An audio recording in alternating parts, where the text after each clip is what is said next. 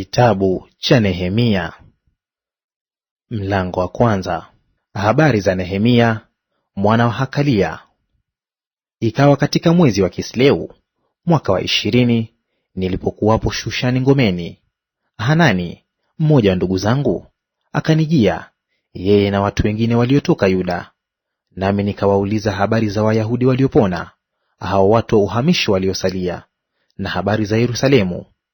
Wakaniambia, watu wa uhamisho waliosalia huko katika wilaya ile wamo katika hali ya dhiki nyingi na mashutumu. Tena ukuta wa Yerusalemu umebomolewa na malango yake yameteketezwa kwa moto. Hata ikawa niliposikia maneno hayo, nikaketi, nikalia, nikaomboleza siku kadha wa kadha.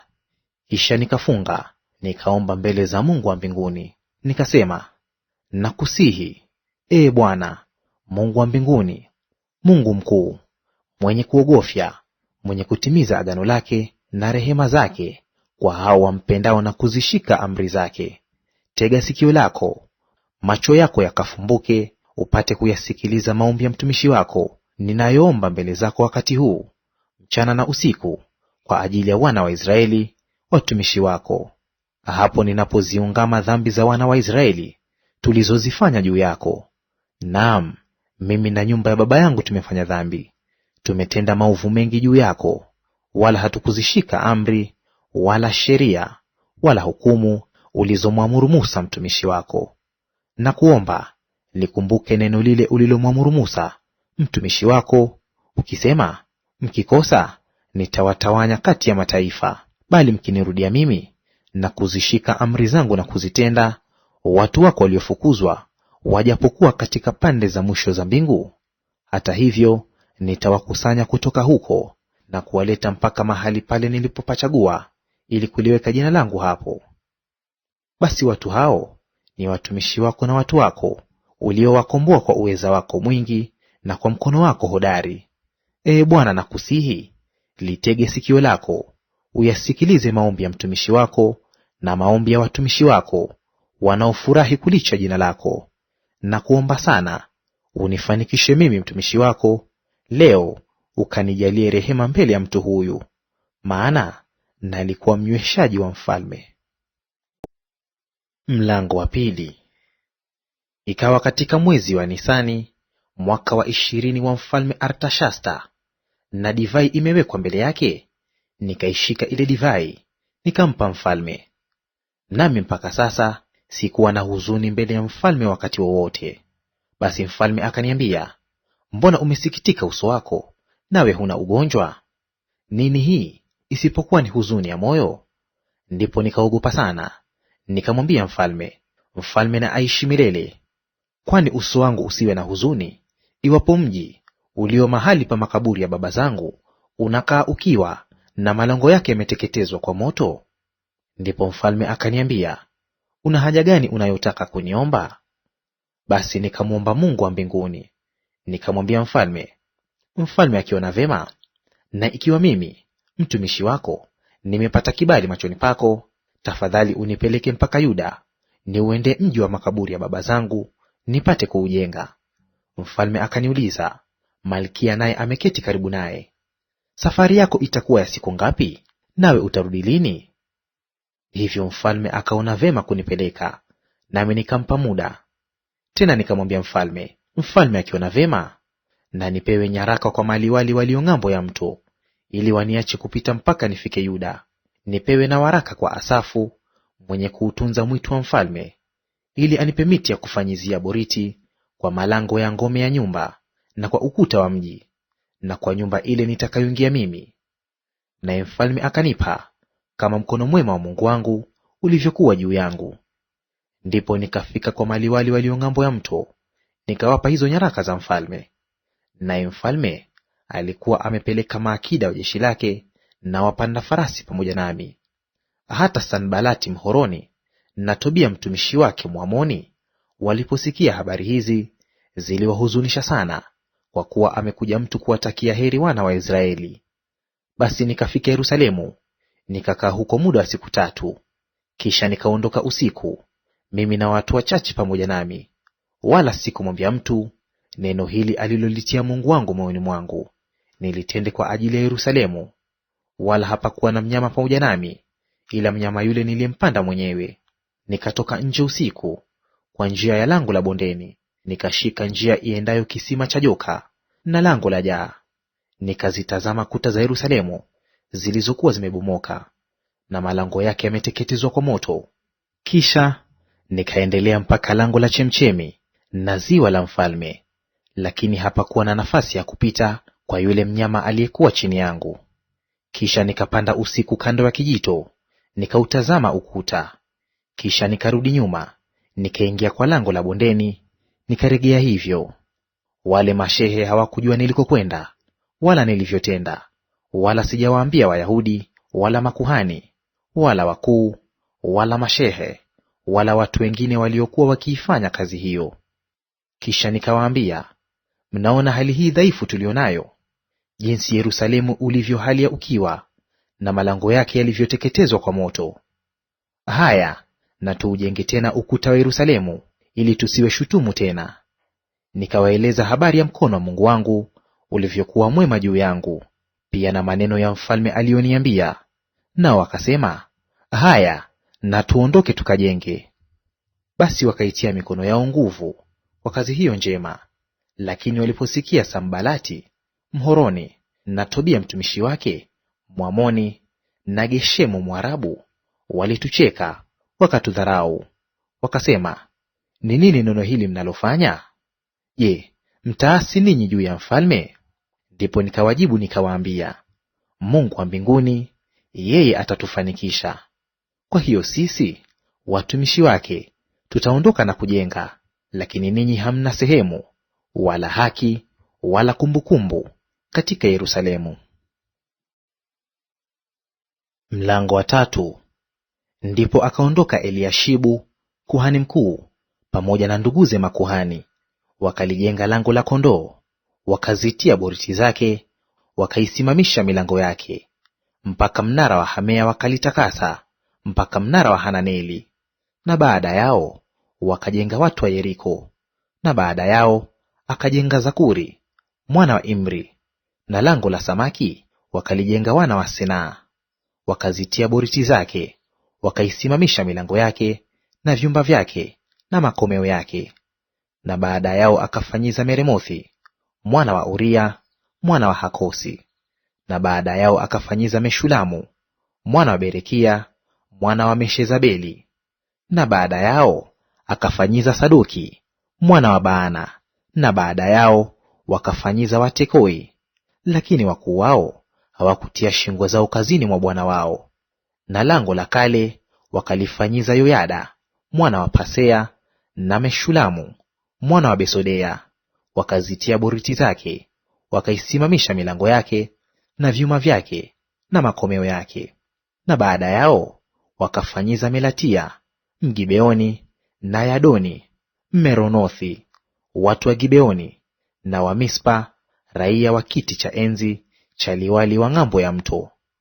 Na baada yao akafanyiza Uzieli mwana wa Harhaya, mmoja wa mafundi wa dhahabu. Na baada yake akafanyiza Hanania mmoja wa mafundi wa manukato, nao wakaujenga Yerusalemu buruji mpaka ule ukuta mpana. Na baada yao akafanyiza Refaya mwana wa Huri akida wa nusu ya Yerusalemu. Na baada yao akafanyiza Yedaya mwana wa Harumafu kuielekea nyumba yake. Na baada yake akafanyiza Hatushi mwana wa Hashabnea, Malkia mwana wa Harimu na Hashubu mwana wa Pahath Moabu wakafanyiza sehemu nyingine na mnara wa tanuu. Na baada yake akafanyiza Shalumu mwana wa Haloheshi akida wa nusu ya Yerusalemu, yeye na binti zake. Lango la bondeni wakalifanyiza Hanuni, nao wakao Zanoa, wakalijenga, wakaisimamisha milango yake na vyuma vyake na makomeo yake, na huo ukuta wa dhiraa 1,000 mpaka lango la jaa.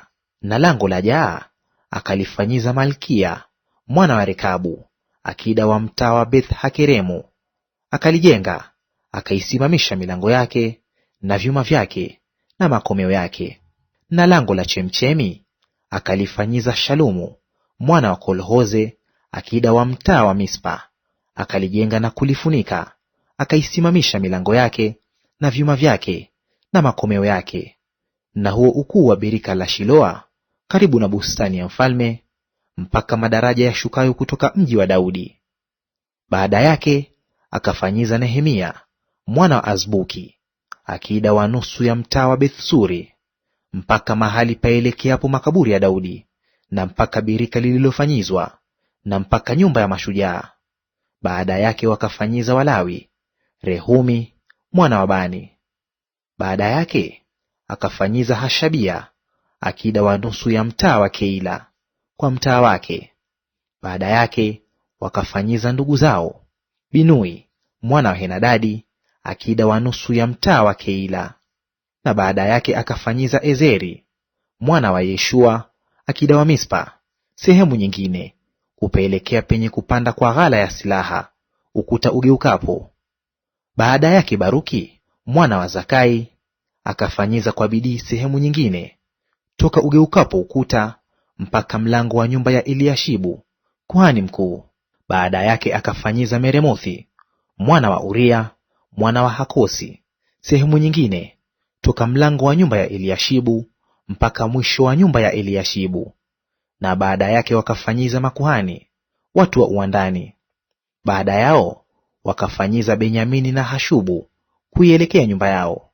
Baada yao akafanyiza Azaria mwana wa Maaseya mwana wa Anania kando ya nyumba yake. Baada yake akafanyiza Binui mwana wa Henadadi sehemu nyingine, toka nyumba ya Azaria mpaka ugeukapo ukuu na mpaka pembeni. Baada yake akafanyiza Palali mwana wa Uzai kuelekea ugeukapo ukuta, nao mnara utokezao penye nyumba ya juu ya kifalme iliyopo karibu na uwanda wa walinzi. Baada yake akafanyiza Pedaya mwana wa Paroshi. Basi Wanethini hukaa Ofeli mpaka mahali paelekeapo lango la maji kukabili mashariki, nao mnara utokezao. Baada yake wakafanyiza Watekoi sehemu nyingine kuuelekea mnara mkubwa utokezao, na mpaka ukuta wa Ofeli. Juu ya lango la farasi wakafanyiza makuhani, kila mtu kuielekea nyumba yake. Baada yao akafanyiza Sadoki mwana wa Imeri kuielekea nyumba yake.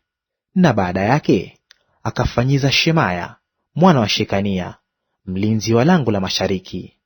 Baada yake wakafanyiza Hanania mwana wa Shelemia na Hanuni mwana wa sita wa Salafu sehemu nyingine. Baada yake akafanyiza Meshulamu mwana wa Berekia sehemu nyingine kuelekea chumba chake.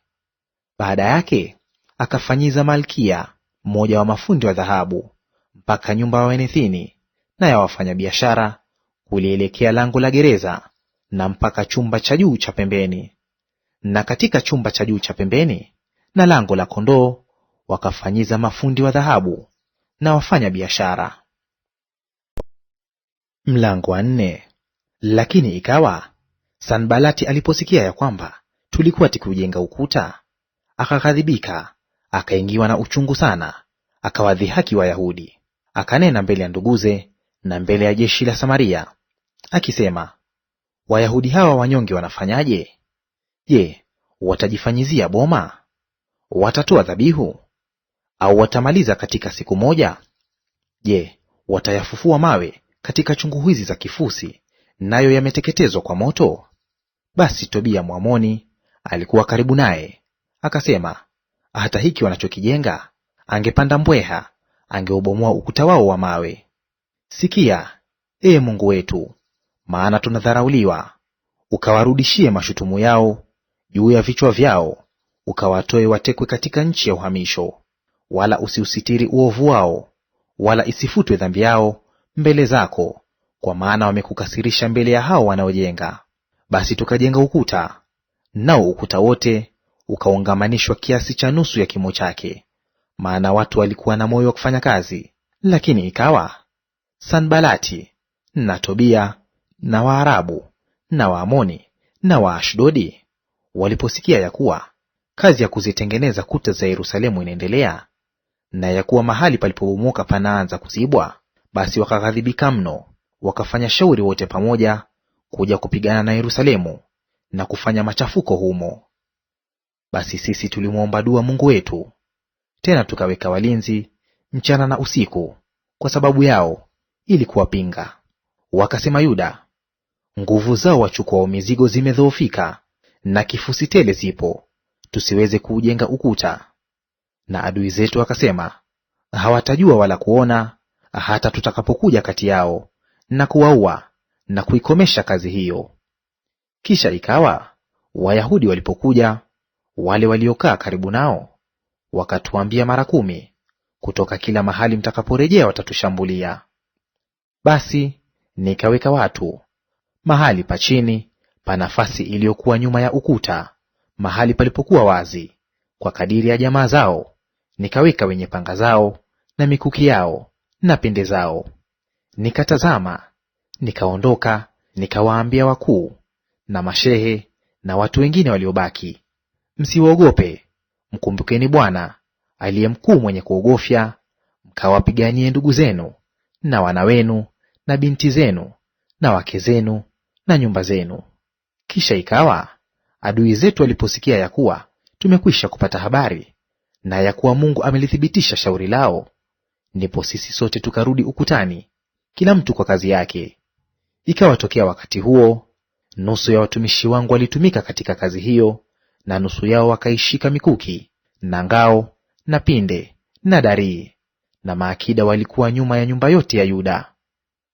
Watu wale waliojenga ukuta na wale waliochukua mizigo walijitweka wenyewe, kila mtu alifanya kazi kwa mkono mmoja, na kwa mkono wake wa pili alishika silaha yake. Nao wajenzi, kila mtu alikuwa na upanga wake umefungwa ubavuni mwake, ndivyo alivyojenga. Na yeye aliyepiga baragumu alikuwa karibu na mimi. Nikawaambia wakuu na mashehe na watu wengine, kazi hii ni nyingi tena kubwa, nasi tumetawanyika juu ya ukuta, kila mtu mbali na mwenzake. Basi mahali popote mtakaposikia sauti ya baragumu, enendeni huko mkatujie, Mungu wetu atatupigania. Hivyo tukajitia katika kazi hiyo, na nusu yao waliishika mikuki tangu alfajiri hata nyota zikatokea. Kadhalika wakati ule ule nikawaambia watu, kila mtu na akae ndani ya Yerusalemu pamoja na mtumishi wake, wapate kuwa walinzi wetu wakati wa usiku na kufanya kazi wakati wa mchana. Basi mimi na ndugu zangu na watumishi wangu na watu wa ulinzi walionifuata hatukuvua nguo zetu hata mmoja; kila mtu alikwenda kuteka maji akichukua silaha yake. Mlango wa 5. Ndipo kukatokea kilio kikuu cha watu na wake zao juu ya ndugu zao Wayahudi, maana walikuwako watu waliosema, sisi na wana wetu na binti zetu tu wengi, na tupate ngano tule tukaishi. Tena walikuwako wengine waliosema, tumeweka rehani mashamba yetu na mizabibu yetu na nyumba zetu, tupate ngano kwa sababu ya njaa. Tena walikuwako wengine waliosema, tumekopa fedha ili kulipa kodi ya mfalme, kwa kuweka rehani mashamba yetu na mizabibu yetu. Walakini miili yetu ni kama miili ya ndugu zetu, na watoto wetu kama watoto wao. Kumbe mnawatia utumwani wana wetu na binti zetu kuwa watumishi, na baadhi ya binti zetu wamekwisha kutiwa utumwani, wala hatuwezi kujiepusha na hayo. Maana watu wengine wana mashamba yetu na mizabibu yetu. Nami nilikasirika sana niliposikia kilio chao na maneno hayo. Ndipo nikafanya shauri na nafsi yangu, nikagombana na wakuu wa mashehe, nikawaambia, mnatoza watu riba, kila mtu ndugu yake. Nikakutanisha mkutano mkubwa ili kushindana nao. Nikawaambia, sisi kwa kadiri ya uwezo wetu tumewakomboa ndugu zetu Wayahudi waliouzwa kwa makafiri, na ninyi mnataka kuwauza ndugu zenu, tena kuwauza ili sisi tuwanunue? Wakanyamaza kimya, wasiweze kusema neno lolote.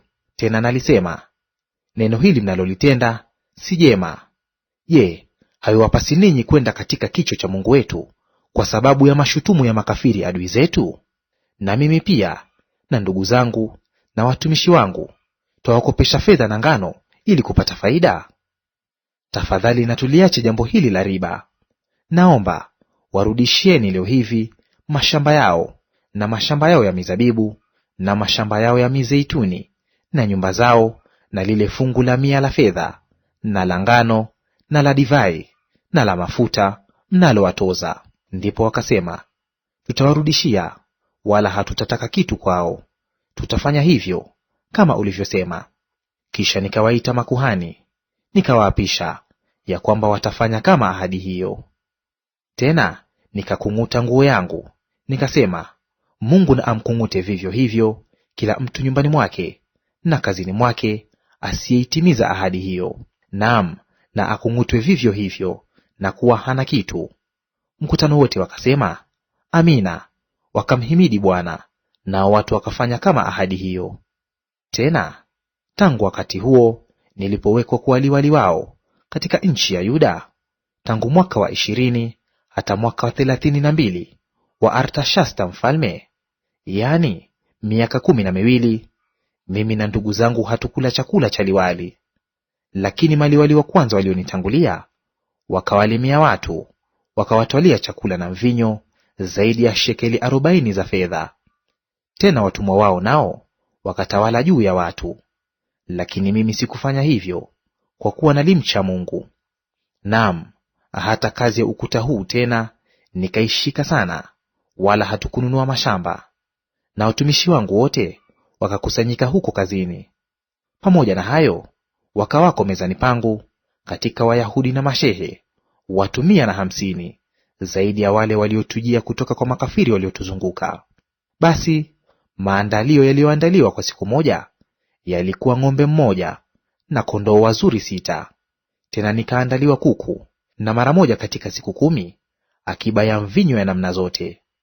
Wala kwa hayo yote sikukidai chakula cha liwali, kwa kuwa utumwa ulikuwa mzito juu ya watu hao. Unikumbuke, Ee Mungu wangu, kwa mema yote niliyowafanyia watu hawa. Mlango wa 6.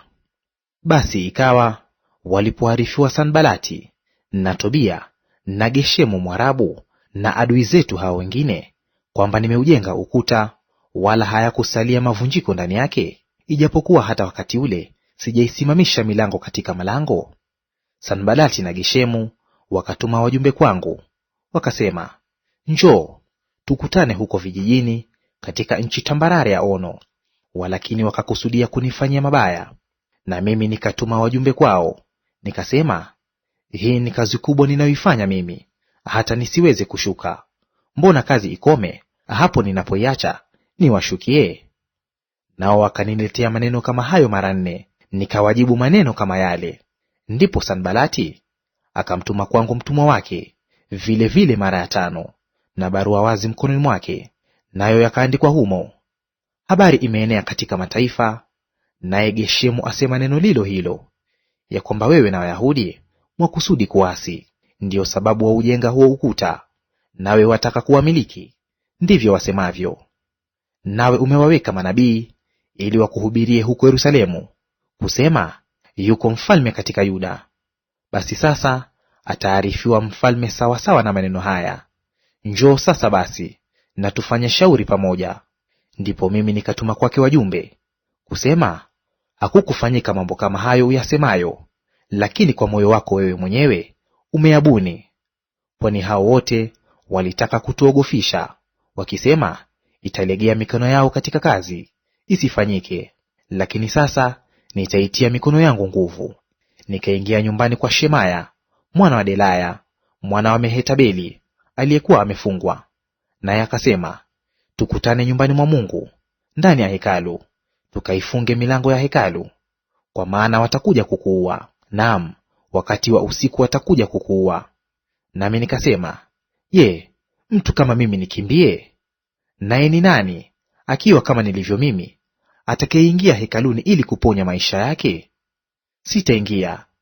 Nikatambua, na tazama, siye Mungu aliyemtuma, lakini amefanya unabii huu kinyume changu. Na Tobia na Sanbalati ndiyo waliomwajiri. Kwa sababu hii aliajiriwa, ili mimi niogope, nikafanye hivyo na kutenda dhambi, kisha wao wawe nazo habari mbaya, ili wanishutumie. Uwakumbuke, Ee Mungu wangu, Tobia na Sanbalati sawasawa na hayo matendo yao na yule nabii mkwe Noadia, na hao manabii waliosalia waliotaka kuniogofya. Basi huo ukuta ukamalizika siku ya 25 ya mwezi wa Eluli, katika muda wa siku 52. Ikawa adui zetu wote waliposikia, ndipo makafiri wote waliotuzunguka wakaogopa, nao wakakata tamaa sana machoni pao wenyewe, maana waliitambua kazi hiyo ilivyotendwa na Mungu wetu. Tena siku zile wakuu wa Yuda walimletea Tobia nyaraka nyingi, nazo nyaraka za Tobia zikawafikilia. Kwa maana walikuwa watu wengi katika Yuda waliomwapia, kwa sababu alikuwa mkwewe Shekania mwana wa Ara, naye Yehohanani mwanawe amemwoa binti Meshulamu mwana wa Berekia. Tena walianena mema yake mbele yangu, nayo maneno yangu humwambia yeye. Tobia naye akaniletea mimi nyaraka za kuniogofisha. Mlango wa 7. Ikawa hapo ukuta ulipojengwa na milango nimekwisha kuisimamisha, na mabawabu na waimbaji na Walawi wamewekwa, ndipo nilimwagiza ndugu yangu Hanani pamoja na yule Hanania jemedari wa ngome kuwa na amri juu ya Yerusalemu, kwa maana alikuwa mtu mwaminifu huyo na mwenye kumcha Mungu kuliko wengi. Nikawaambia, yasifunguliwe malango ya Yerusalemu kabla halijachomoza jua, nao walinzi wangali wakisimama bado, waifunge milango mkaikaze. Kisha wekeni walinzi wa zamu wa hao wakao Yerusalemu, kila mtu na zamu yake, na kila mtu kuielekea nyumba yake. Basi mji ulikuwa wa nafasi nyingi tena mkubwa, lakini watu waliomo walikuwa haba, wala nyumba hazijajengwa. Mungu wangu akanitia moyoni mwangu kwamba niwakusanye wakuu na mashehe na watu, ili wahesabiwe kwa nasaba.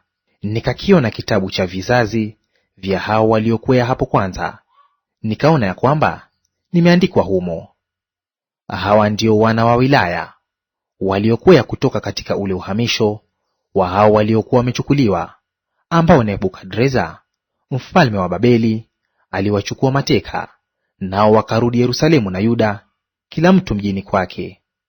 Ndio hawa waliokuja pamoja na Zerubabeli, Yoshua, Nehemia, Seraya, Reelaya, Nahamani, Mordekai, Bilshani, Mispari, Bigwai, Rehumu na Baana. Hii ndiyo hesabu ya wanaume wa watu wa Israeli. Wana wa Paroshi 2,172, wana wa Shefatia 372, wana wa Ara 652, wana wa Pahath Moabu wa wana wa Yeshua na Yoabu 2,814, wana wa Elamu 1,254, wana wa Zatu 845, wana wa Zakai 760, wana wa Binui 648, wana wa Bebai 628, wana wa Azgadi 2,322, wana wa Adonikamu 667, wana wa Bigwai 2,067, wana wa Adini 655, wana wa Ateri wa Hezekia 98, wana wa Hashumu 328, wana wa Besai 324, wana wa Harifu 112, wana wa Gibeoni 95, watu wa Bethlehemu na Netofa 188, watu wa Anathothi 128, watu wa Beth Azmawethi 42, watu wa Kiriath Yarimu na Kefira na Beerothi 743, watu wa Rama na Geba 621, watu wa Mikmashi 122, watu wa Betheli na Ai 123, watu wa Nebo 52, wana wa Elamu wa pili 1,254, wana wa Harimu 320, wana wa Yeriko 345, wana wa Lodi na Hadadi na Ono 721, watu wa Senaa 3,930. Makuhani wana wa Yedaya wa mbari ya Yeshua 973, wana wa Imeri 1,052, wana wa Pashuri 1,247, wana wa Harimu 1,017. Walawi wana wa Yeshua na Kadmieli wa wana wa Hodavia 74. Waimbaji wana wa Asafu 148. Mabawabu wana wa Shalumu, wana wa Ateri, wana wa Talmoni, wana wa Akubu, wana wa Hatita, wana wa Shobai 138.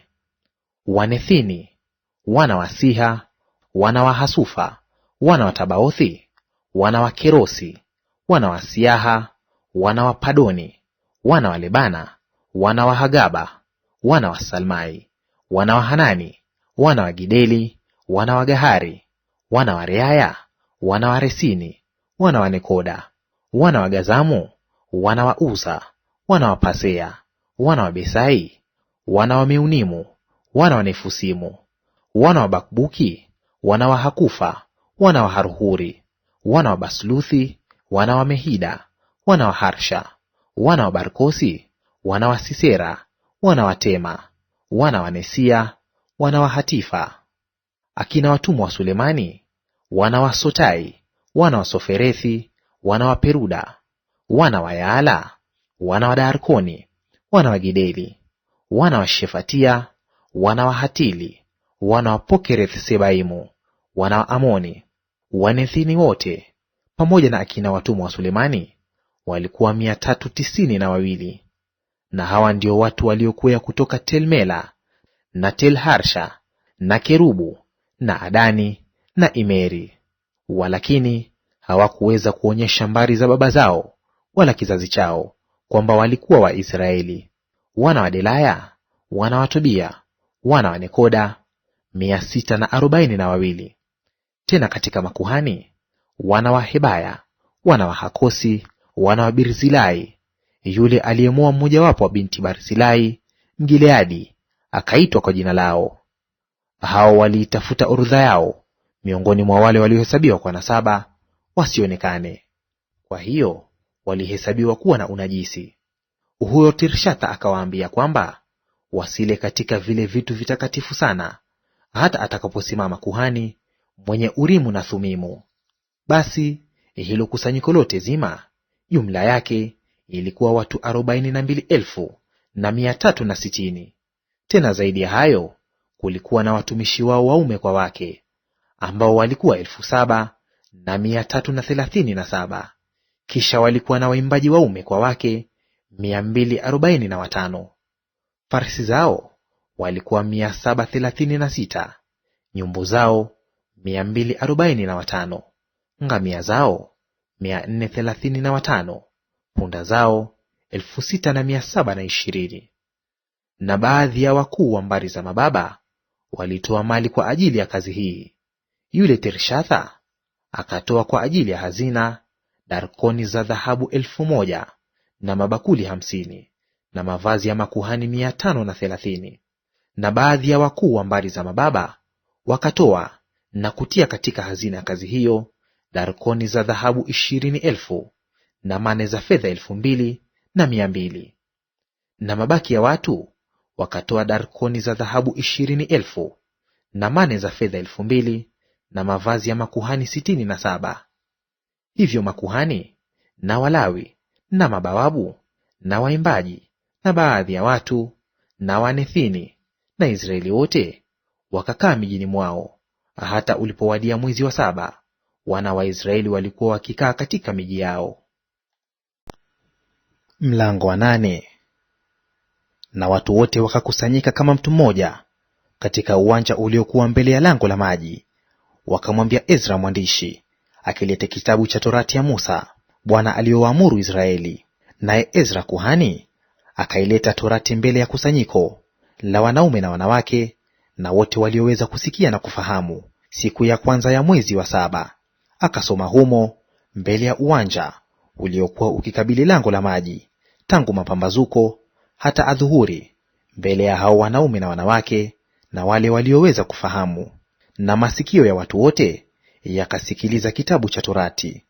Naye Ezra kuhani akasimama juu ya mimbari ya mti waliokuwa wameifanya kwa kusudi hilo, na karibu naye wakasimama Matithia na Shema na Anaya na Uria na Hilkia na Maaseya mkono wake wa kuume, na mkono wake wa kushoto Pedaya na Misbaeli na Malkia na Hashumu na Hashbadani na Zekaria na Meshulamu.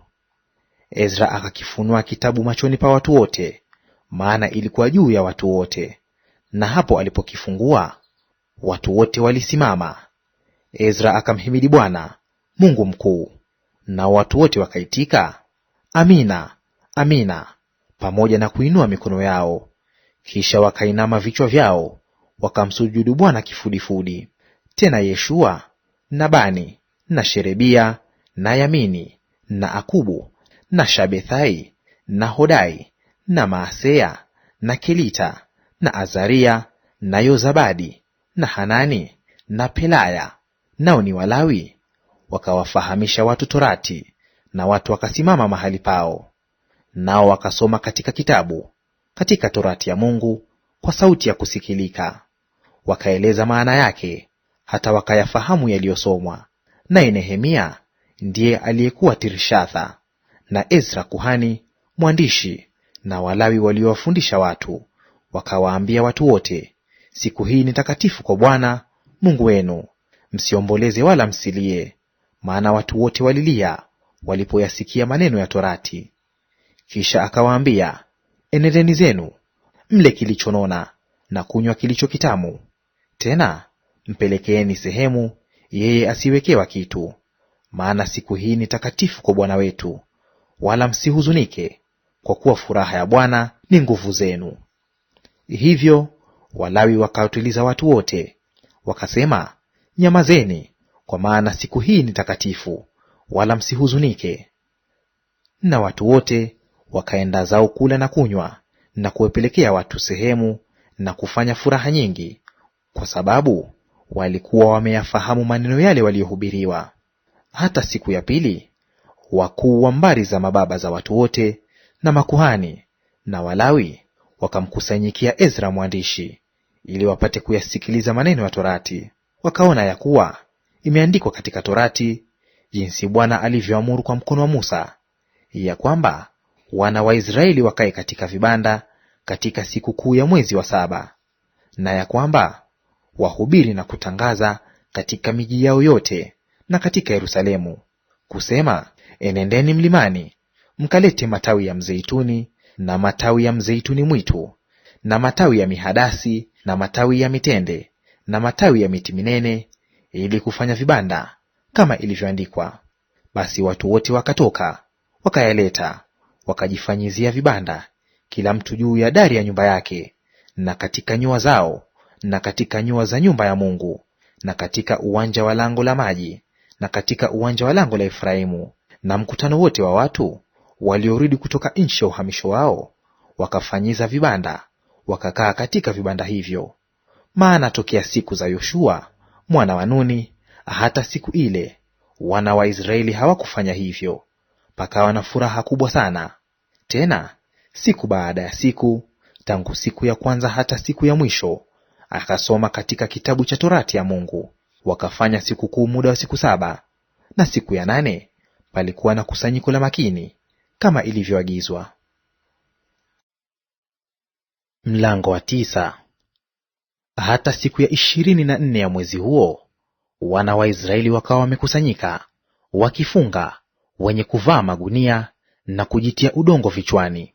Waliokuwa wa wazao wa Israeli wakajitenga na wageni wote, wakasimama, wakaziungama dhambi zao na maovu ya baba zao.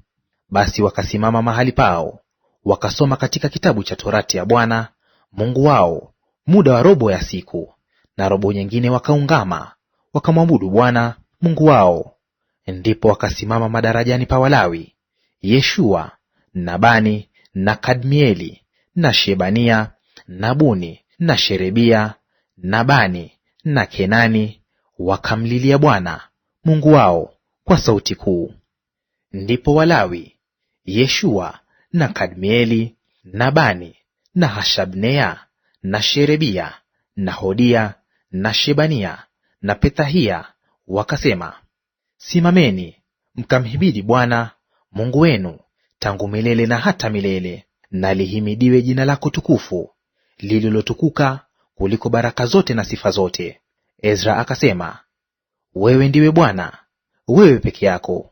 Wewe ulifanya mbingu, mbingu za mbingu, pamoja na jeshi lake lote, dunia na vyote vilivyomo, bahari na vitu vyote vilivyomo, nawe unavihifadhi vitu hivi vyote, na jeshi la mbinguni la kusujudu wewe.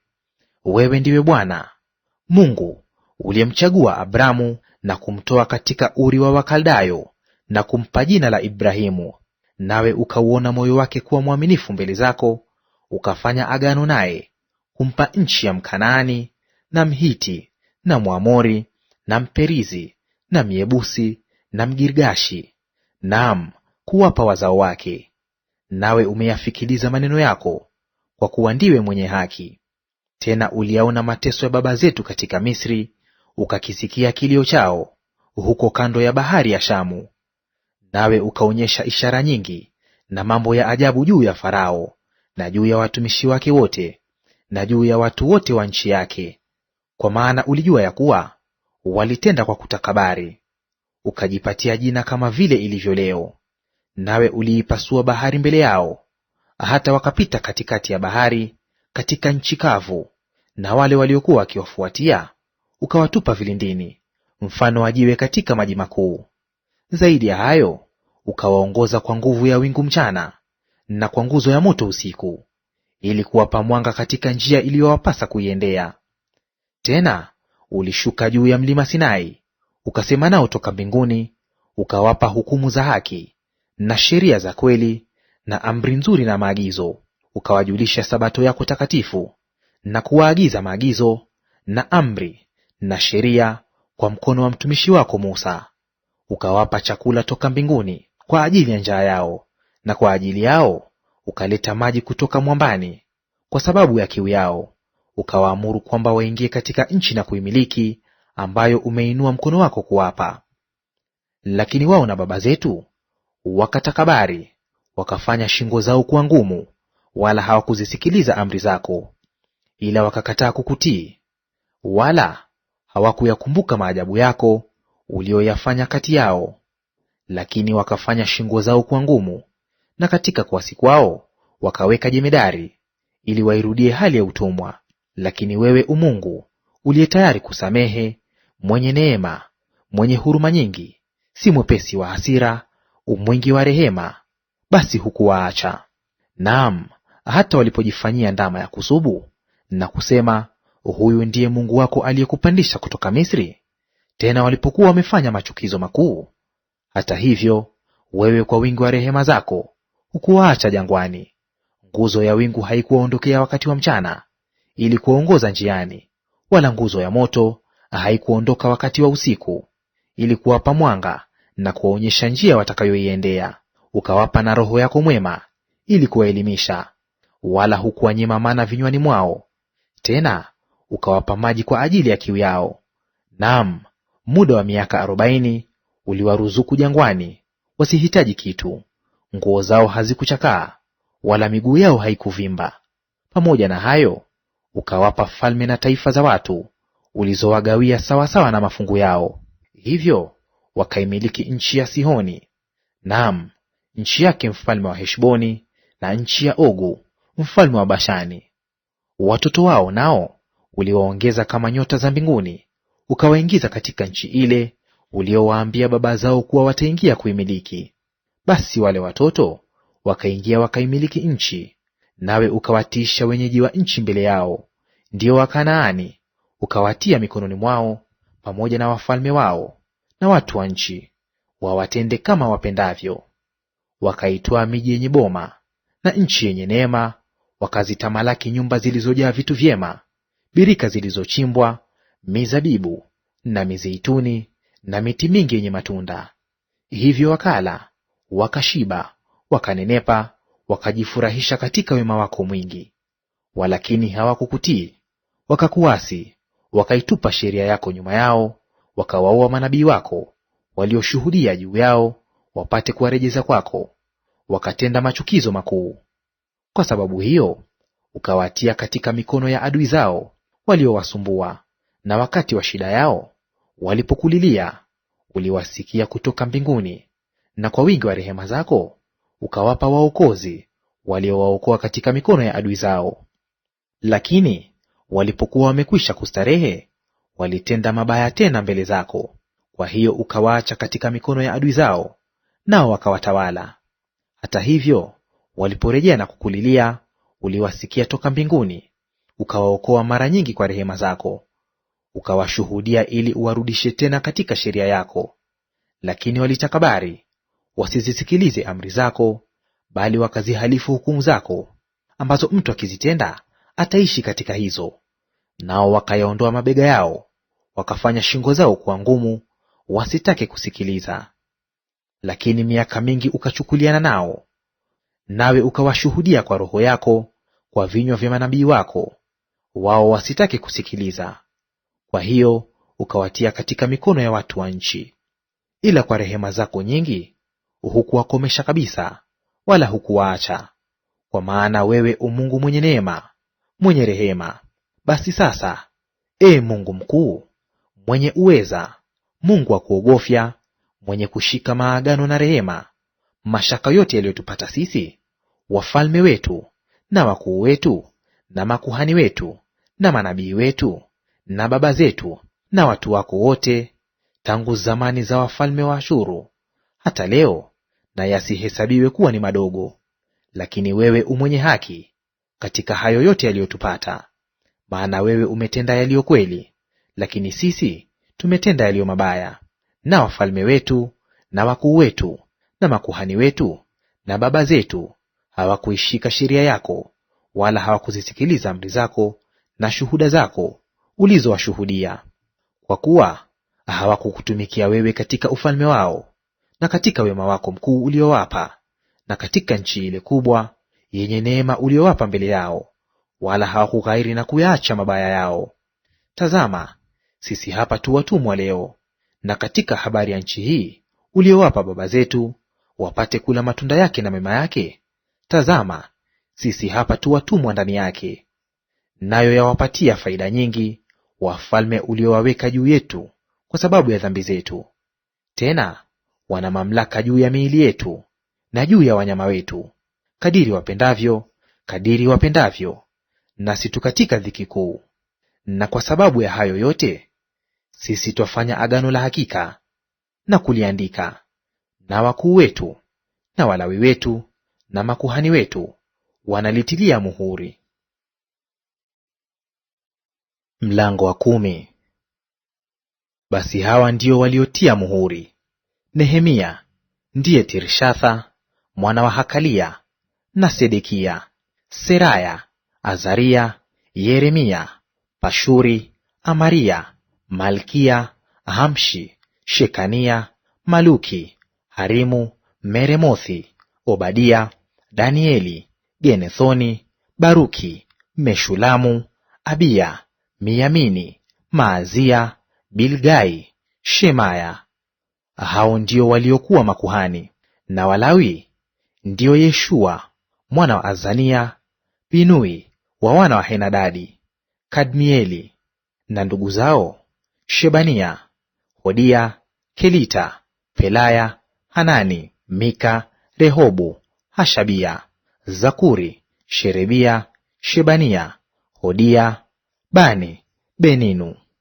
Na wakuu wa watu: Paroshi, Pahath Moabu, Elamu, Zatu, Bani, Buni, Azgadi, Bebai, Adonikamu, Bigwai, Adini, Ateri, Hezakia, Azuri, Hodia, Hashumu, Besai, Harifu, Anathothi, Nobai, Magpiashi, Meshalamu, Heziri, Meshezabeli, Sadoki, Yadua, Pelatia, Hanani, Anaya, Hoshea, Hanania, Hashubu, Haloheshi, Pilha, Shobeki, Rehumu, Hashabna, Maaseya, Ahiya, Hanani, Anani, Maluki, Harimu na Baana.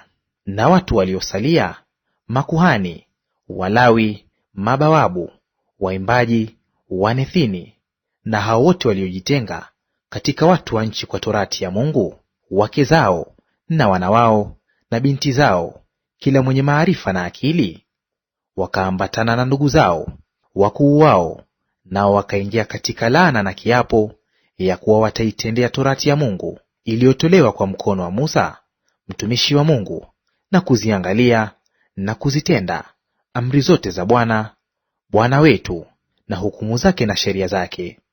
Wala tusiwaoze watu wa nchi binti zetu, wala kuwatwalia wana wetu binti zao.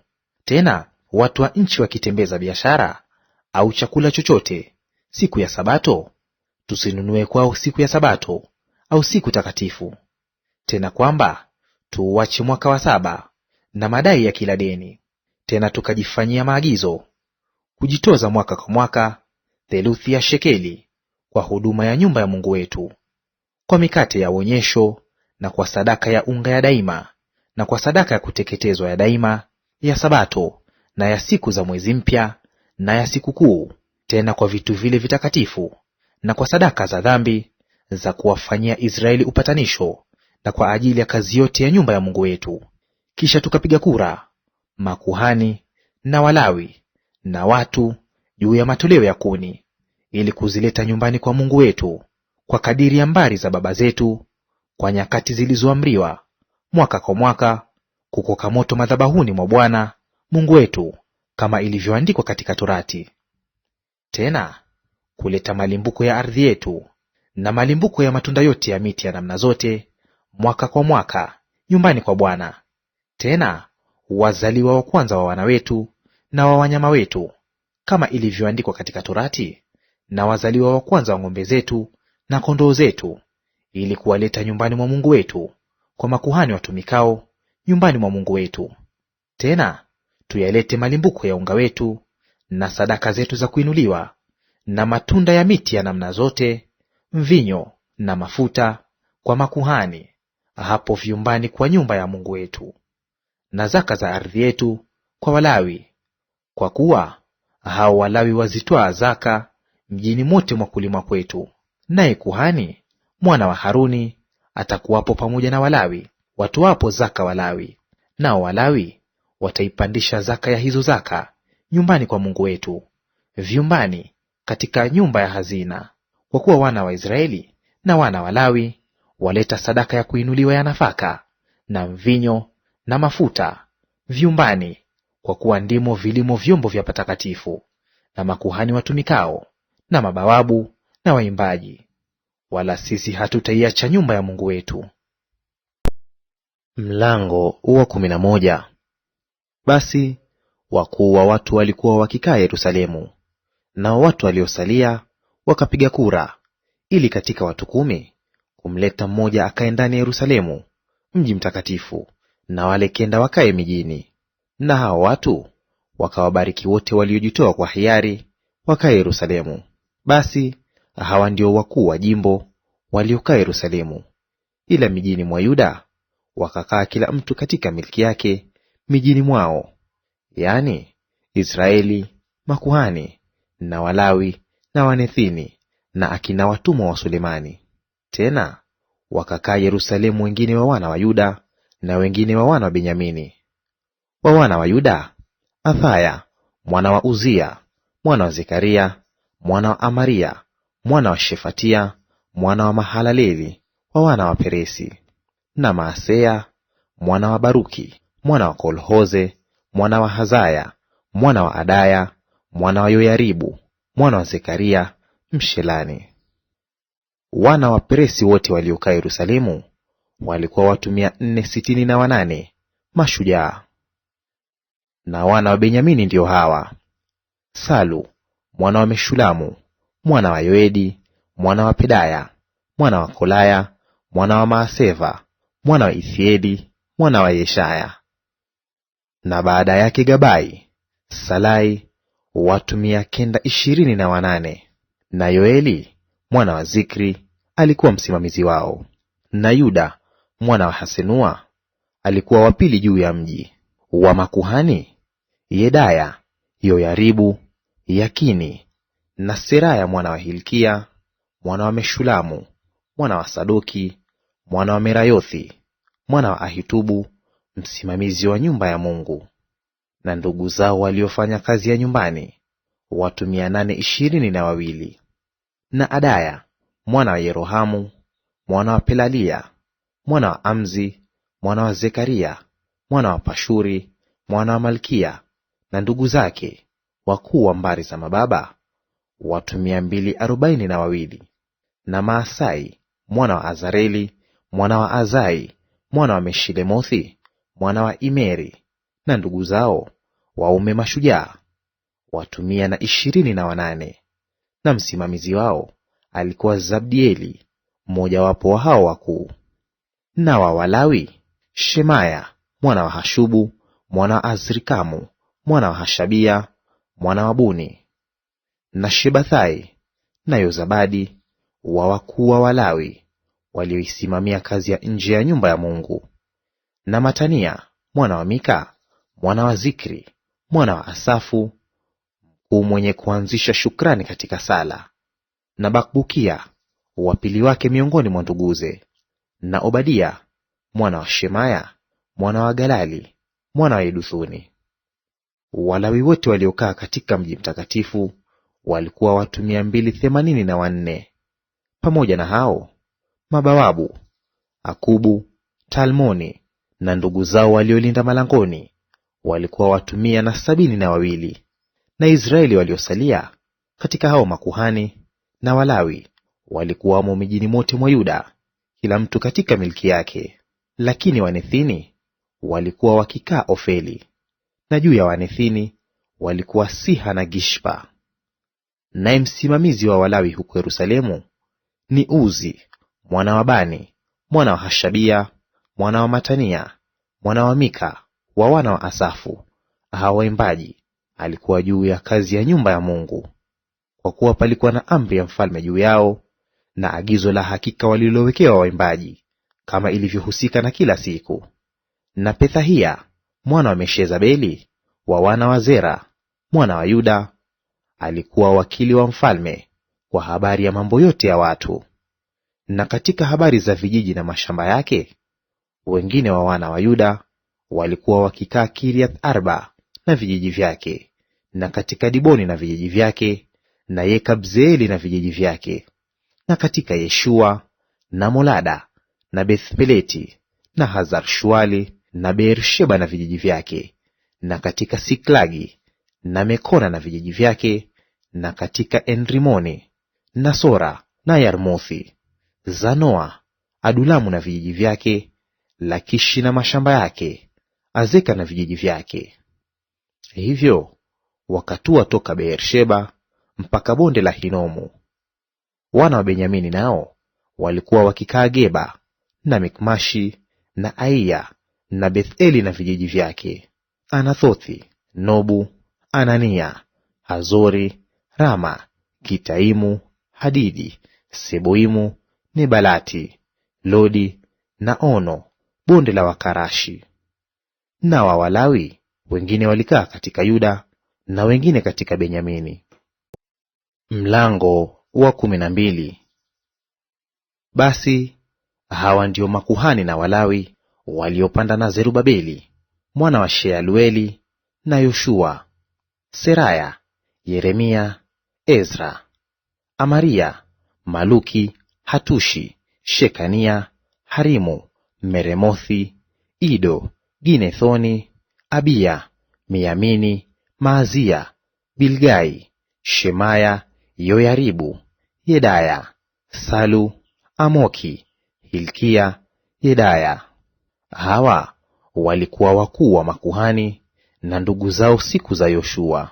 Tena Walawi, Yeshua, Binui, Kadmieli, Sherebia, Yuda na Matania aliyekuwa juu ya shukrani, yeye na ndugu zake. Tena Bakbukia na Uno ndugu zao kuwaelekea kwa zamu. Naye Yoshua akamzaa Yoyakimu, Yoyakimu akamzaa Eliashibu, Eliashibu akamzaa Yoyada, Yoyada akamzaa Yohana, Yohana akamzaa Yadua. Na siku za Yoyakimu wakawako makuhani wakuu wa mbari za mababa: wa Seraya, Meraya; wa Yeremia, Hanania; wa Ezra, Meshulamu; wa Amaria, Yehohanani; wa Maluki, Yonathani; wa Shekania, Yusufu; wa Harimu, Adna; wa Meremothi, Helkai; wa Ido, Zekaria; wa Ginethoni, Meshulamu; wa Abiya, Zikri; wa Miyamini; wa Maazia, Piltai; wa Bilgai, Shamua; wa Shemaya, Yehonathani; wa Yoyaribu, Matenai; wa Yedaya, Uzi; wa Salu, Kalai; wa Amoki, Eberi; wa Hilkia, Hashabia; wa Yeyada, Nethaneli. Walawi siku za Eliashibu na Yoyada na Yohana na Yadua wameandikwa wakuu wa mbari za mababa. Tena na makuhani hata siku za kumiliki kwake Dario Mwajemi. Wana wa Lawi wakuu wa mbari za mababa wameandikwa katika kitabu cha tarehe hata siku za Yohana mwana wa Eliashibu. Nao wakuu wa Walawi, Hashabia, Sherebia, Yeshua, Binui, Kadmieli na ndugu zao kuelekea, ili kusifu na kushukuru, kama amri ya Daudi mtu wa Mungu, zamu kwa zamu. Matania, Bakbukia, Obadia, Meshulamu, Talmoni na Akubu walikuwa mabawabu na kulinda nyumba za hazina penye malango. Hao walikuwapo siku za Yoyakimu mwana wa Yoshua mwana wa Yosadaki, na siku za Nehemia liwali, na Ezra kuhani mwandishi. Basi walipouweka wakfu ukuta wa Yerusalemu, wakawatafuta Walawi katika mahali pao pote, ili kuwaleta Yerusalemu, wapate kufanya wakfu pamoja na furaha na kwa shukrani na kwa kuimba, kwa matoazi, vinanda na vinubi. Waimbaji wakakusanyika kutoka uwanda na viunga vya Yerusalemu na kutoka vijiji vya Wanetofathi, tena toka Beth-Gilgali na toka mashamba ya Geba na Azmawethi, kwa maana waimbaji hao walikuwa wamejijengea vijiji katika viunga vya Yerusalemu. Makuhani na Walawi wakajitakasa, nao wakawatakasa watu na malango na ukuta. Ndipo nikawapandisha wakuu wa Yuda juu ya ukuta, nikawaagiza mikutano mikubwa miwili ya hao walioshukuru na kuandamana. Mmoja uende kwa kuume ukutani kuliendea lango la jaa, na baada yao wakaenda Hoshaya na nusu ya wakuu wa Yuda, na Azaria na Ezra na Meshulamu na Yuda na Benyamini na Shemaya na Yeremia, na baadhi ya makuhani wenye baragumu, Zekaria mwana wa Yonathani mwana wa Shemaya mwana wa Matania mwana wa Mikaya mwana wa Zakuri mwana wa Asafu, na ndugu zake Shemaya, Azareli, Milalai, Gilalai, Maai, Nethaneli, Yuda na Hanani, wenye vinanda vya Daudi mtu wa Mungu. Ezra mwandishi akawatangulia.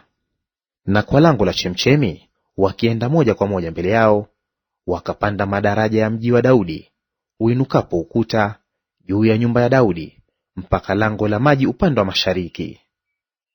Na mkutano wa pili wao wenye kushukuru wakaenda kuwalaki, na mimi nikafuata nyuma yao pamoja na nusu ya watu, ukutani juu ya mnara wa tanuu mpaka ule ukuta mpana, na juu ya lango la Efraimu, na kupita lango la kale na lango la samaki, na mnara wa Hananeli na mnara wa Hamea, mpaka lango la kondoo. Nao wakasimama hapo langoni pa gereza. Ndivyo walivyosimama mikutano miwili yao walioshukuru nyumbani mwa Mungu, na mimi na nusu ya mashehe pamoja nami, na makuhani Eliakimu, Maasea, Miyamini, Mikaya, Elioenai, Zekaria na Hanania wenye baragumu, na Maasea na Shemaya na Eleazari na Uzi na Yehohanani na Malkia na Elamu na Ezeri. Waimbaji wakaimba kwa sauti kuu, wenye Yezrahia kuwa msimamizi wao. Wakatoa dhabihu nyingi siku ile, wakafurahi, kwa kuwa Mungu amewafurahisha furaha kuu, na wanawake pia na watoto wakafurahi, hata ikasikiwa mbali sana furaha hiyo ya Yerusalemu. Na siku hiyo watu wakaagizwa juu ya vyumba vya hazina kwa sadaka za kuinuliwa na kwa malimbuko na kwa zaka, ili kuzikusanya kwa kadiri ya mashamba ya miji, sehemu zilizoamriwa katika torati za makuhani na Walawi. Kwa maana Yuda waliwafurahia makuhani na Walawi waliotumika. Wakauangalia ulinzi wa Mungu wao na ulinzi wa kutakasika, na hao waimbaji na mabawabu vilevile, sawasawa na amri ya Daudi na ya Sulemani mwanawe. Kwa kuwa siku za Daudi zamani, Asafu alikuwa mkuu wa waimbaji, na juu ya nyimbo za sifa na shukrani kwa Mungu. Na Israeli wote siku za Zerubabeli na siku za Nehemia walitoa sehemu za waimbaji na mabawabu, kama ilivyohusika kila siku, nao wakawatakasia Walawi, na Walawi wakawatakasia wana wa Haruni. Lango wa 13. Siku hiyo walisoma katika kitabu cha Musa masikioni mwa watu, na ndani yake yalionekana maneno haya yameandikwa, ya kwamba Mwamoni na Mmoabi wasiingie katika kusanyiko la Mungu milele, kwa sababu hawakuwalaki wana wa Israeli kwa chakula na maji, bali walimwajiri Baalamu juu yao ili awalaani. Lakini Mungu aliigeuza ile laana kuwa baraka. Ikawa walipoisikia torati, wakawatenga Israeli na umati wa watu waliochanganyikana nao. Na kabla ya hayo, Eliashibu kuhani, aliyewekwa avisimamie vyumba vya nyumba ya Mungu wetu, kwa kuwa alikuwa karibu yake Tobia, alikuwa amemtengezea chumba kikubwa, hapo walipoweka zamani sadaka za unga na ubani na vyombo na zaka za nafaka na divai na mafuta, walivyoamriwa kuwapa Walawi na waimbaji na mabawabu, tena sadaka za kuinuliwa zilizokuwa za makuhani. Lakini wakati huo wote mimi sikuwako huko Yerusalemu, maana katika mwaka wa 32 wa Artashasta mfalme wa Babeli, nalimrudia mfalme, na baada ya siku kadha wa kadha nikaomba ruhusa tena kwa mfalme. Nami nikaja Yerusalemu, nikafahamu yale mabaya ambayo Eliashibu ameyatenda kwa ajili ya Tobia, kwa kumtengenezea chumba katika nyua za nyumba ya Mungu. Nami nikasikitika sana. Basi nikavitupa nje vyombo vyote vya Tobia vitoke humo chumbani. Kisha nikatoa amri, na wakavisafisha vyumba. Nami nikavirudisha humo vyombo vya nyumba ya Mungu, pamoja na sadaka za unga na ubani. Tena nikaona ya kwamba Walawi hawakupewa sehemu zao. Basi wamekimbia Walawi na waimbaji waliofanya kazi, kila mtu shambani kwake. Ndipo nikagombana na mashehe, nikasema, mbona nyumba ya Mungu imeachwa?